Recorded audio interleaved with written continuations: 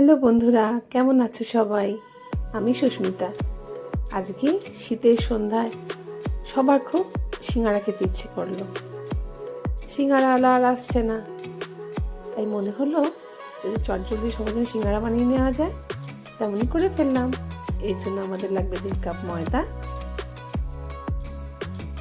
কালো জিরা, আজওয়াইন, সল্ট, ঘি, এই সবগুলোকে ভালো মতো ময়াম দিয়ে নিব।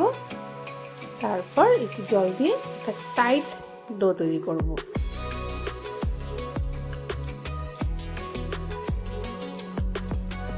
এবার এই ডোটা হালকা একটু তেলটা গ্রিস করে 15 মিনিটের জন্য ঢেকে রেখে দিই। প্রেসার কুকারে 3টা আলু সেদ্ধ করতে বসিয়ে দিলাম। তারপর শুকনো খোলায় একটুখানি বাদাম ভেজে নেব।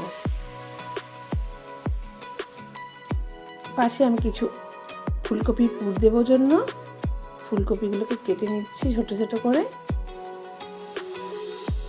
তারপর এটা একটু গরম জলে ভাপে বসিয়ে নেব। এদিকে আলুও সিদ্ধ হয়ে গেছে, সিদ্ধ আলু থেকে খোসা ছাড়িয়ে নিব। এবার এগুলোকে একটু স্ম্যাশ করে নেব।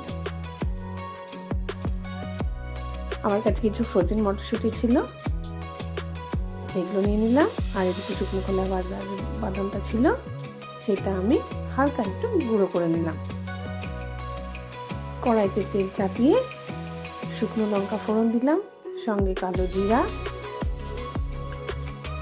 আর ফুলকপিগুলো ছেড়ে দিলাম। একটু নাড়িয়ে চাড়িয়ে নিয়ে একে একে হলুদ, লবণ, সাদা জিরা গুঁড়ো, ধনে গুঁড়ো, শুকনো লঙ্কা গুঁড়ো, এই সমস্ত উপকরণ দিয়ে একটু নেড়ে নেব। সঙ্গে একটু মটরশুঁটিও দিয়ে নিলাম। এবার একটু গরম মশলা গুঁড়ো দিয়ে নিব, দিয়ে একটু নাড়িয়ে চাড়িয়ে এই মিশ্রণটাকে ঢেকে দিব। কিছুক্ষণ পরে ঢাকনা খুলে কিশমিশ কুচি এর মধ্যে দিয়ে দেব, দিয়ে আবার একটু ঢেকে রাখবো। এবার একটু চিনি দিলাম।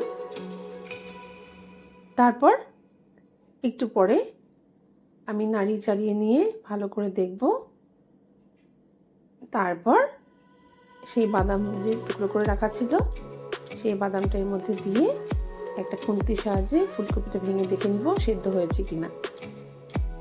তারপর সেই যে আলু সেদ্ধটা ছিল, সেই স্ম্যাশ পটাটোটা আমি এর মধ্যে দিয়ে একটু ধনেপাতা দিয়ে ভালো করে নাড়িয়ে চাড়িয়ে নেব। ব্যাস, আমাদের পুরো রেডি। দেখুন কি সুন্দর হয়েছে পুরটা।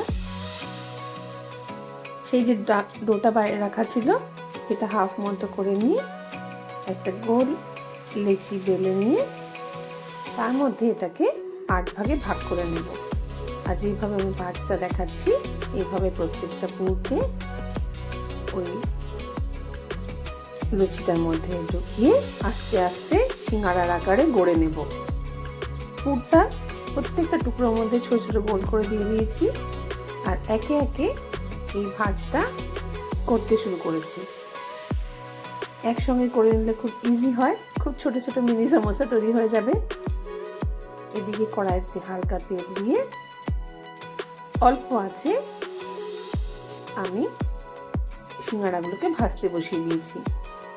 সিঙ্গারাগুলো ভাজতে ভাজতে যখন হালকা লাল হয়ে আসবে, তখন এগুলোকে উল্টে পাল্টে নেব। তারপর কিছুক্ষণ পর আঁচ বাড়িয়ে ফুল আঁচে এগুলোকে ভাজবো, যাতে এটা একটু ক্রিস্পি হয়। তারপর খুব লাল করব না, হালকা হলদেতে থাকতেই নামিয়ে নিব, কারণ ঠান্ডা হওয়ার পর এটা আরেকটু ডার্ক রং হয়ে যাবে। দেখুন আমাদের সমোসা রেডি। এবার ভেঙে দেখাই, ভেতর থেকে ক্রিস্পিও ভীষণ হয়েছে এবং ভেতর থেকে পুরটা এত সুন্দর, দেখতেও যেমন হয়েছে খেতেও খুব ভালো। আমার বাচ্চারা তো এটা খেয়ে খুব খুশি, এত টেস্টি লেগেছে ওদের, ওরা বলছে দারুণ হয়েছে। যদি আমার ভিডিওটা ভালো লেগে থাকে তাহলে please like, share and subscribe. Thanks for watching. Bye by.